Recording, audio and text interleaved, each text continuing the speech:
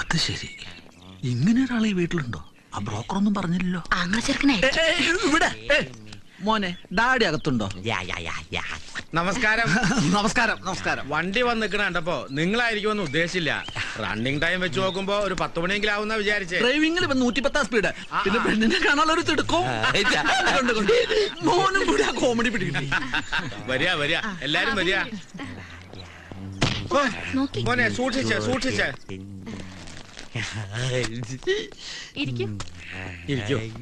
Hello. Hello. നേരത്തെ എത്തിയോണ്ട് ബുദ്ധിമുട്ടായില്ല അല്ലേ? എന്ത് ബുദ്ധിമുട്ട്?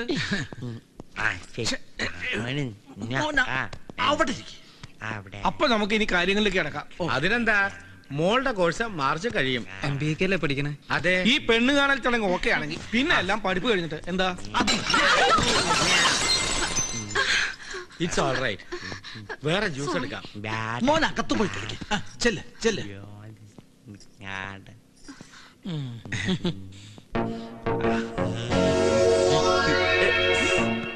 എന്തെങ്കിലും പറ്റിയോ?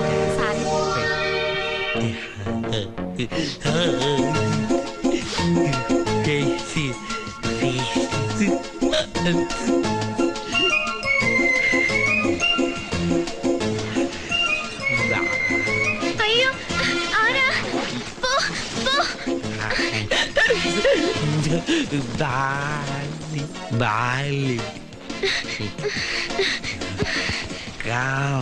Come, let's. No.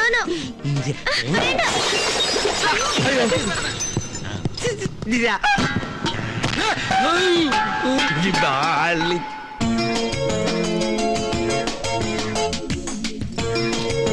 Mummy.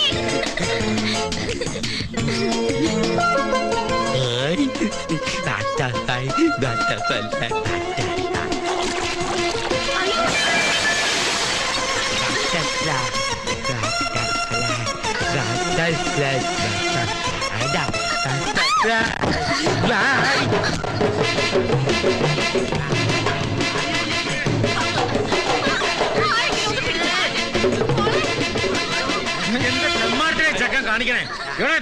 ഞാൻ എന്താണ് ഇങ്ങനെയുള്ള കാര്യങ്ങൾക്ക് വരുമ്പോ ഇതുപോലെയുള്ളവരെ ഒഴിവാക്കിക്കോ. അതെന്തിനാ? നിങ്ങളുടെ വീട്ടിലെ കുട്ടി നിങ്ങളല്ലേ ഒഴിവാക്കട്ടെ? അല്ല ഞങ്ങളെ വീട്ടിലെ കുട്ടി.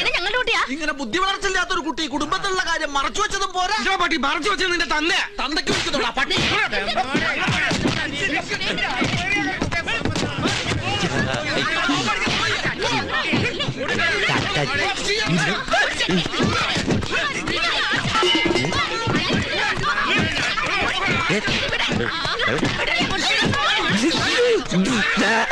അവന്റെ മേലൊരു കണ്ണു വേണമെന്ന് ഞാൻ പറഞ്ഞു. എന്റെ കണ്ണും തെറ്റി. അപ്പോഴേക്ക് ഇറങ്ങിപ്പോന്ന് ഞാൻ കരുതിയ. ആകാശു ആകാശത്തിലേക്ക് നോക്കി വിളിക്കാതെ ഭൂമിയിലേക്ക് നോക്കി.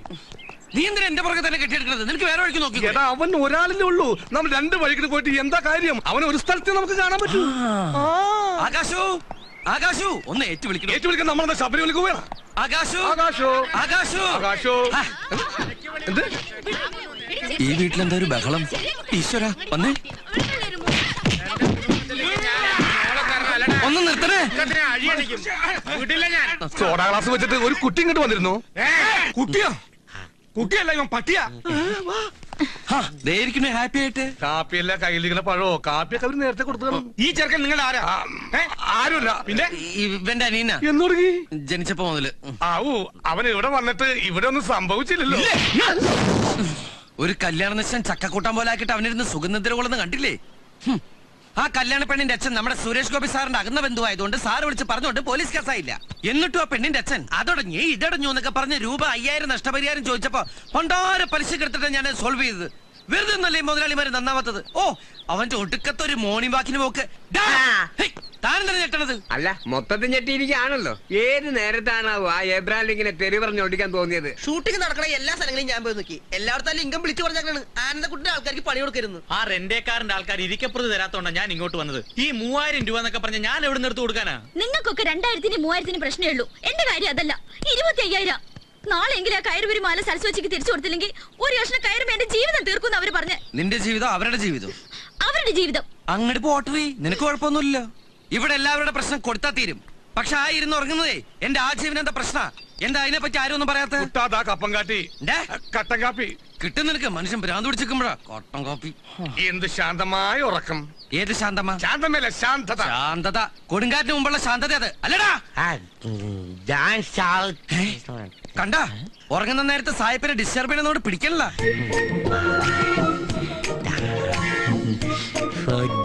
ഒറ്റക്കുത്തിരി കൊല്ലും ഞാൻ. നീ എന്തിനാ അതിനോട് ഇങ്ങനെ ദേഷ്യപ്പെടുന്നത്? അതിന്റെ കഷ്ടപ്പാട് നമ്മൾ മനസ്സിലാക്കണ്ടേ? എഴുന്നേക്കുക, തിന്ന, നിന്റെ കാശ് കളയുക, ഉറങ്ങ, പിന്നെ പിറ്റേ ദിവസം രാവിലെ കഷ്ടപ്പെട്ട് വീണ്ടും എഴുന്നേക്കുക, തിന്ന, നിന്റെ കാശ് കളയുക, ഉറങ്ങ എന്നൊക്കെ പറഞ്ഞാൽ അതൊരു മനുഷ്യജീവിയില്ല. അതിന്റെ ബുദ്ധിമുട്ട് നമ്മൾ മനസ്സിലാക്കണ്ടേ? അതുകൊണ്ടിട്ട് എന്താ ചിരിക്കണേ? ഇത് ഞാൻ പ്രതീക്ഷിച്ചതാ.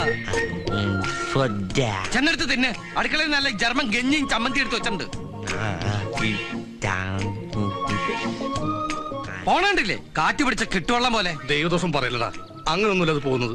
വസന്ത പിടിച്ച താറാവിനെ പോലെയാ. അധികം സമ്മതിക്കാം.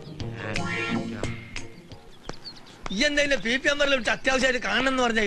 എന്റെ വന്ന സാഹിബിന് വീട് വലിപ്പം പോരാതായോ? അതോ മൂപ്പര് വന്നേക്ക് എന്നെ തിരിച്ചു പോയോ? തിരിച്ചു പോവാ.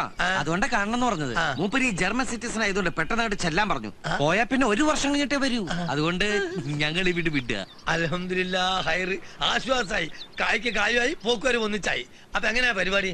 താക്കോല് വാങ്ങാൻ ഞാൻ എപ്പോഴാ വരണ്ടേ? താക്കോലിപ്പോണ് തരാം അല്ലടാ. ആ പിന്നെ തന്ന 25,000 1 മാസം വാടക 5,000 എടുത്തിട്ട് ബാക്കി 20,000. ആ നിക്ക് നിക്ക് നിക്ക്, ഏത് റൂട്ടിലേക്കാ വണ്ടി തിരിക്കണേന്ന് എനിക്കിപ്പോ മനസ്സിലായി. ഈ നോക്കിയാ എന്നെ തിരുത്താൻ വരില്ലേ? മാറിക്കാണ്. അല്ലേക്ക ആ കാശ് കിട്ടിട്ട് വേണം, കുറച്ച് പ്രശ്നങ്ങളുണ്ടേ. അനക്ക് കുറച്ചല്ല പ്രശ്നങ്ങളുള്ളൂ, എനിക്ക് കുറച്ചൊന്നും അല്ല പ്രശ്നങ്ങള്. അല്ലെങ്കിലും ചങ്ങായി അനക്ക് ഞാനെങ്ങനെ പൈസ തിരിച്ചു തരാ? നമ്മൾ തമ്മിലുള്ള അഗ്രിമെന്റ് 5 മാസത്തേക്ക് 25,000 ഉറുപ്പ്യ എന്നല്ലേ? 5 മാസം ഞങ്ങളുടെ സാഹചര്യം താമസിച്ചോ? പിന്നെ ഒരു കാര്യം, ഇവിടെ ഒരു ഈറ്റ വേണ്ട, ഒരു പാറ്റ പറയാ ആ വിവരം ഞാൻ അറിയും.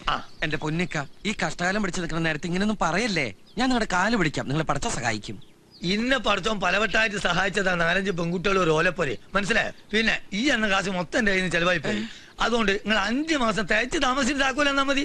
അല്ല കാശ് നമുക്ക് വേണ്ട, ഞാൻ പോവാ. അല്ല എന്റെ കഞ്ഞിക്ക കുഞ്ഞിക്ക പിന്നെ എന്റെ അനിയൻ സാഹിബിനോട് ഞാൻ അന്വേഷിച്ചെന്ന് പറയും. പിന്നെ ഒരു കാര്യം, ഇവിടെ ഒരു പാറ്റ പറയാ ഞാൻ വിവരാണ്. പടച്ച തമ്പുരാൻ എല്ലാം കൂടി ഇടിഞ്ഞു പോയി വീണ സൗണ്ടാണല്ലോ കേട്ടെ. ഏത് അബൂജയിലാണ് ഞാൻ അറിയാതെ ഇതിന്റെ ഉള്ളില്? ആരാടാ?